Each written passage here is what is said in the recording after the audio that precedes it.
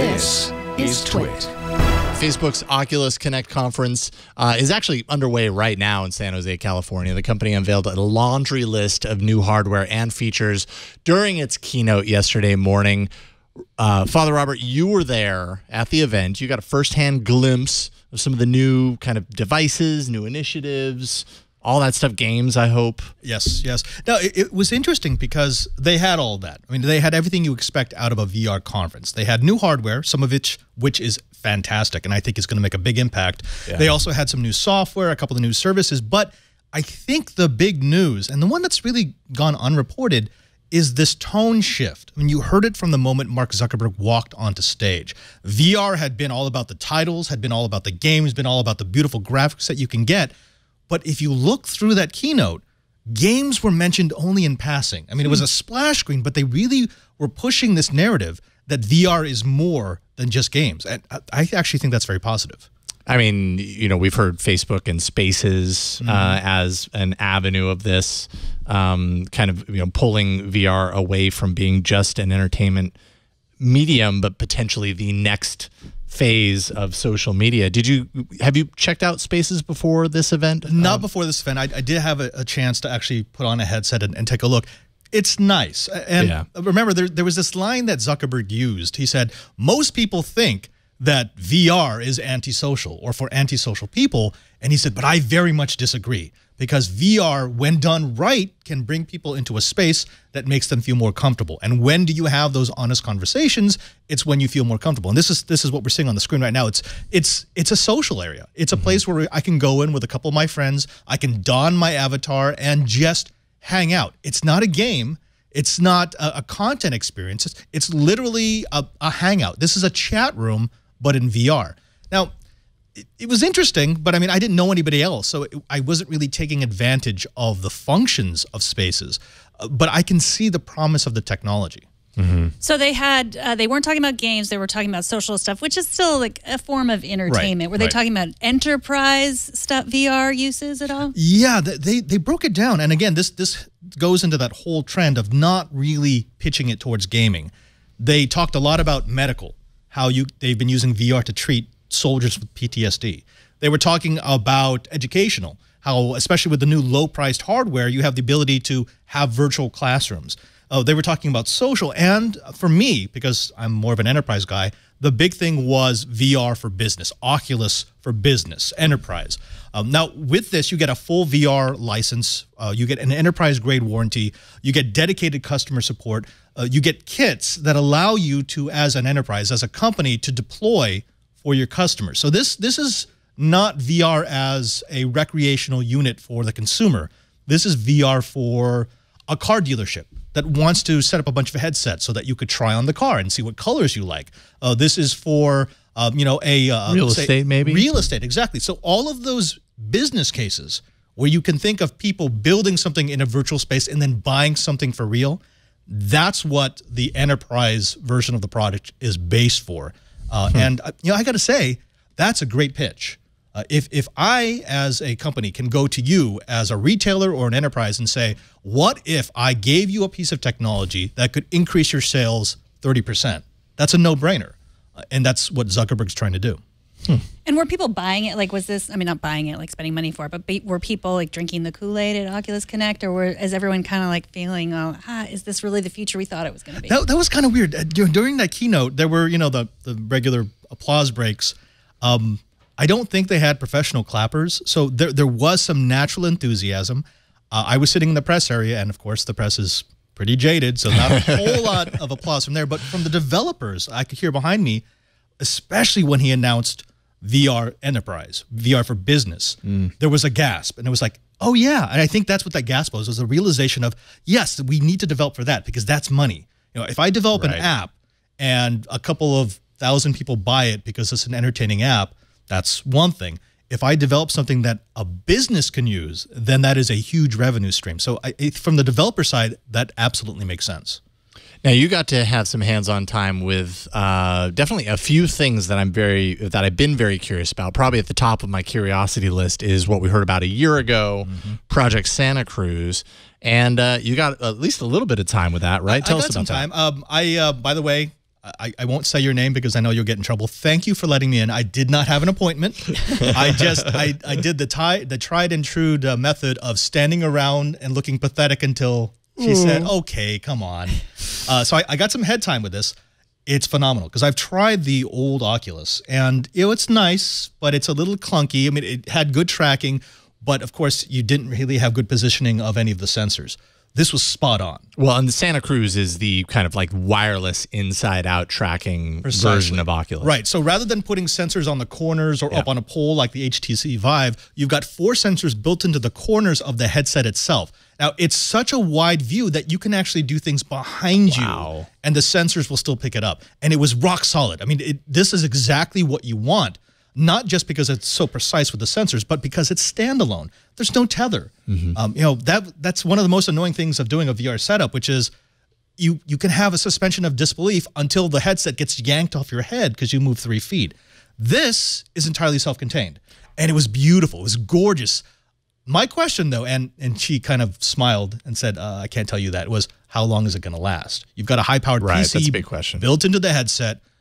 She wouldn't tell me how long the batteries last. She wouldn't even tell me what the capacity of the batteries were. But I have to say, this thing felt light. And in fact, on my head, it felt lighter than the original Oculus Rift.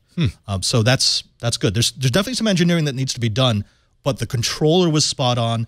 The display looked really good, and the sensors were accurate. So they're close. Computing isn't happening in there. It's still happening on a computer. It's just zapping that video over. Wireless, is that right? It's wireless. Well, yeah, because if you tried to put the entire computer in the headset, it wouldn't really do anything. That's next generation. That's super next. Super duper next generation.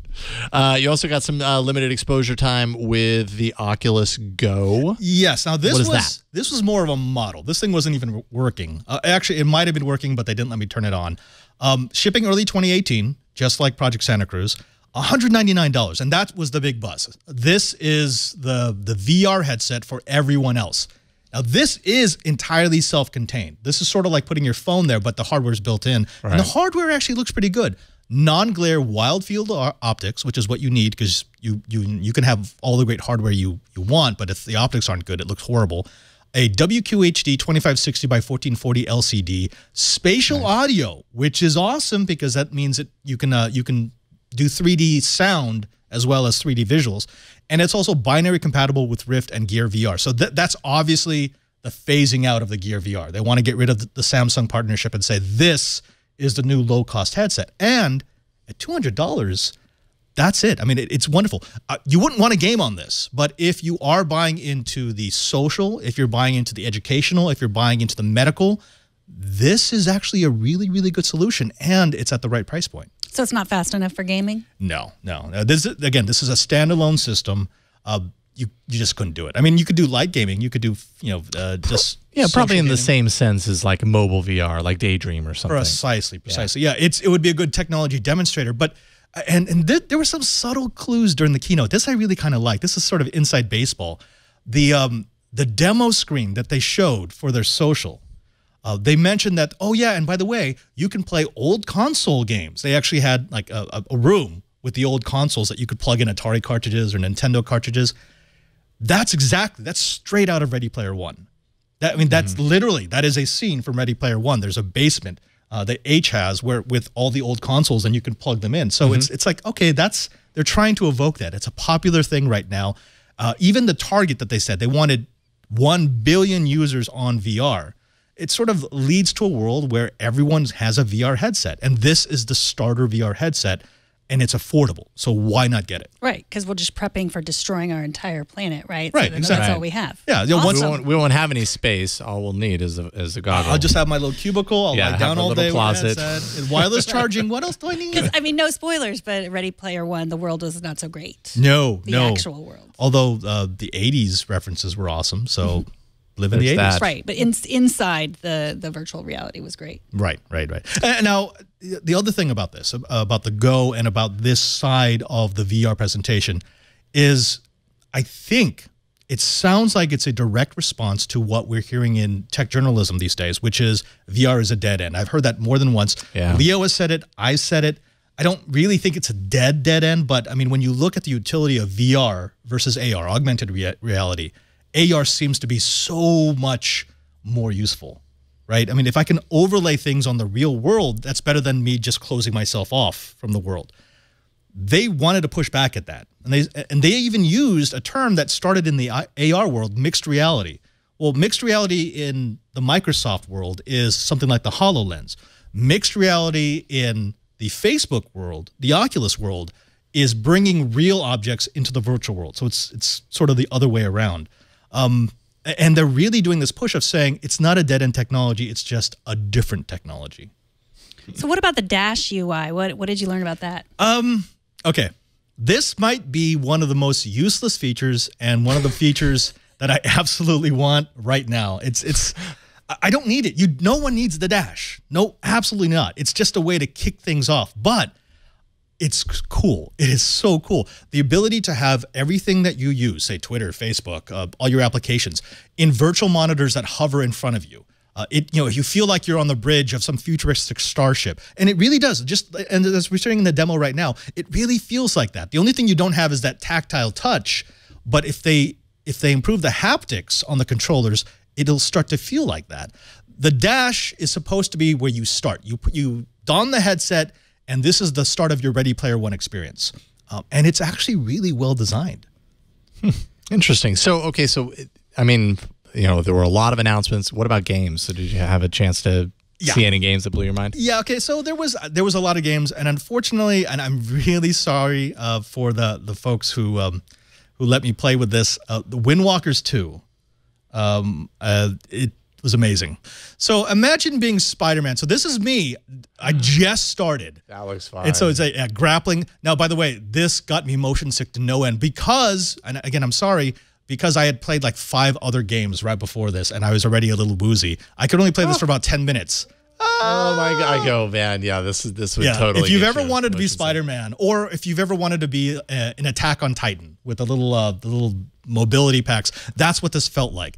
It feels like a mashup of The Legend of Zelda with a more modern shooter, and it's beautifully rendered world, but they deliberately left it cartoony because they wanted to have that sort of Zelda/Final Fantasy feel.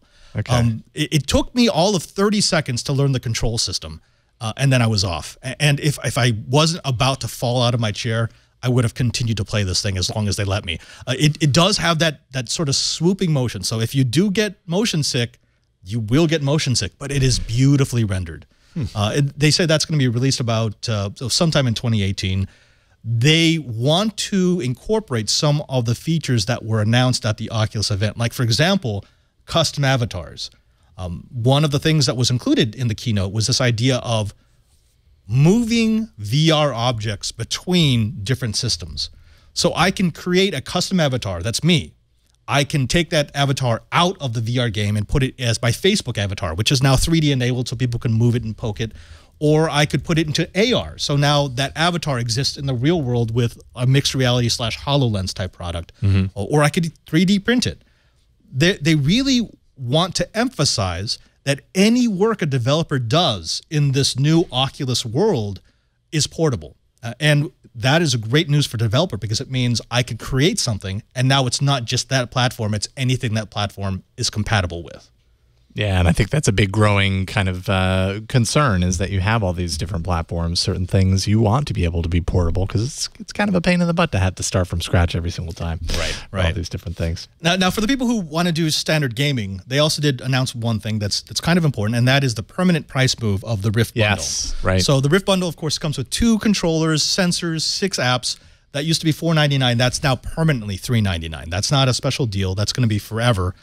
And, with the coming of the Go and Project Santa Cruz, they now kind of have their lineup. I think the Gear VR is going to go away, or not entirely because people still have phones. But on the low end, you've got the Go and the VR, then you've got the Rift, and then you've got Project Santa Cruz. And that's a really nice product line because it's everything from casual, which is you go with the Go, to extreme gamer, which is you go with Project Santa Cruz. And this is all opening up. Basically, 2018 is the year where all this is going to kind of explode. Right. The developers just heard about the new features yesterday, so it's going to take them a while to bring them in. Oh, by the way, speaking of developers, if you are a developer, they've given you more tools.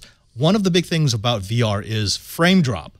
So when things get too busy, the GPU and the CPU can't keep up, and so it starts dropping frames. That is one of the main reasons why people get sick, because the brain just, it doesn't like the fact that there's a jarring it gets patchy. Yeah, it gets very patchy. Yeah. So they're actually giving people a tool that used to only exist once you submitted your app to Oculus. It used to be that when you were done with the development, you could give them the app, and then they would tell you, oh, you're dropping frames here, here, here, and here. They now have a tool that you can download, put on your development platform, and it will tell you exactly when you're dropping frames, so you can go into that part of your app and say, I need to reduce the busyness, or let's reduce the textures to keep that nice, smooth flow.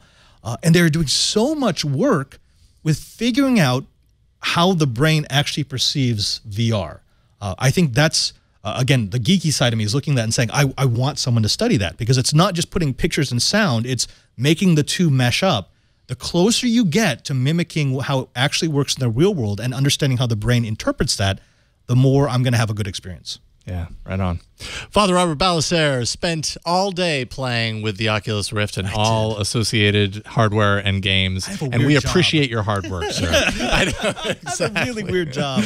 Wish I could have been there. I was supposed to go, had to bow out. So thank you for doing that and coming on and telling us all about it. Well, thank you for buying out and let me go down there. It's kind of fun. I mean, seriously, it was a day of the keynote was fascinating, and then just to be able to walk around and see hardware that hasn't yet been released, to try games that won't be released for 1 to 2 years, and to see people who have grown up developing for this, see them excited. When I see developers that are excited, I know something good is coming.